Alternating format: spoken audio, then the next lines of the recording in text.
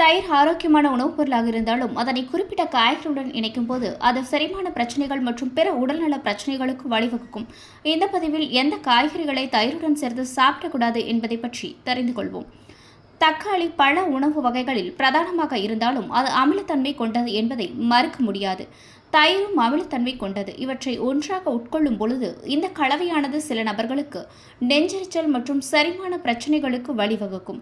மேலும் தயிரில் லாக்டிக் அமிலம் இருப்பதால் தக்காளியில் உள்ள புரதங்களை சுருட்டி செரிமான கோளாறுகளை மேலும் அதிகரிக்க செய்யும். அமிலத்தன்மை மற்றும் செரிமான கோளாறுகளை தவிர்க்க தயிர் சார்ந்த உணவுகளிலிருந்து தக்காளியை தனித்தனியாக உட்கொள்வது நல்லது. வெள்ளரிக்காய் புத்துணர்ச்சியூட்டுவதாகவும் ஈரப்பதமூட்டுவதாகவும் இருக்கும். அதே வேளையில் அவற்றில் நீர்ச்சத்தும் அதிகமாக உள்ளது. இயற்கையாகவே குளிர்ச்சியை தரும் தயிருடன் இணையும் போது இந்த கலவை வீக்கம் அல்லது அஜீரணத்திற்கு வழிவகுக்கும். குறிப்பாக உணர்திறன் செரிமான அமைப்பு உள்ளவர்களுக்கு இது உணவை சரியாக ஜீரணிக்க உடலின் திறனை தடுக்கிறது. ஜீரண நல்லிணக்கத்தை பராமரிக்க தயிரிலிருந்து தனித்தனியாக வெள்ளரிக்காயை உட்கொள்வது நல்லது. வெங்காயம் பல சுவையான உணவுகளில் ஒரு பொதுவான மூலப்பொருளாகும். இவை சுவை மற்றும் நறுமணத்தின் ஆழத்தை சேர்க்கிறது. இருப்பினும் தயிருடன் இணைத்தால் வெங்காயம் செரிமானத்தை சீர்குலைத்து சில நபர்களுக்கு வாயு கோளாறு அல்லது வீக்கம் பிரச்சனைகளை ஏற்படுத்தலாம். வெங்காயத்தில் ஜீரணிக்க கடினமான சில கலவைகள் உள்ளன. குறிப்பாக தயிர் போன்ற பால் பொருட்களுடன் உட்கொள்ளும் பொழுது அவை கூடுதல் சிக்கலை ஏற்படுத்தும். சிறந்த செரிமானத்தை ஊக்குவிக்கவும் அசௌகரியத்தை குறைக்கவும் தயிர் சார்ந்த தயாரிப்புகளிலிருந்து வெங்காயத்தை விலக்கி வைக்கலாம்.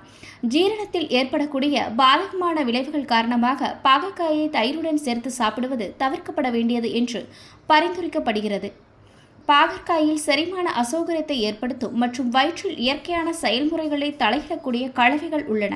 கூடுதலாக தயிரின் அமிலத்தன்மை பாகற்காயின் கசப்பை அதிகரிக்க செய்து அதை சுவையற்றதாக மாற்றும். இந்த இரண்டையும் சேர்த்து உட்கொள்வதால் சிலருக்கு வீக்கம் மற்றும் வாயு மற்றும் அஜீரணம் ஏற்படலாம்.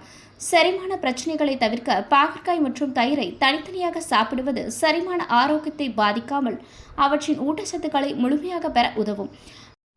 கீரை ஒரு ஊட்டச்சத்து நிறைந்த இலை பச்சை காய்கறி ஆகும். இது அதன் ஆரோக்கிய நன்மைகளுக்காக பரவலாக உட்கொள்ளப்படுகிறது. இருப்பினும் தயிருடன் இணைத்தால் அது ஆக்சலேட்டுகளின் உருவாக்கத்திற்கு வழிவகுக்கும்.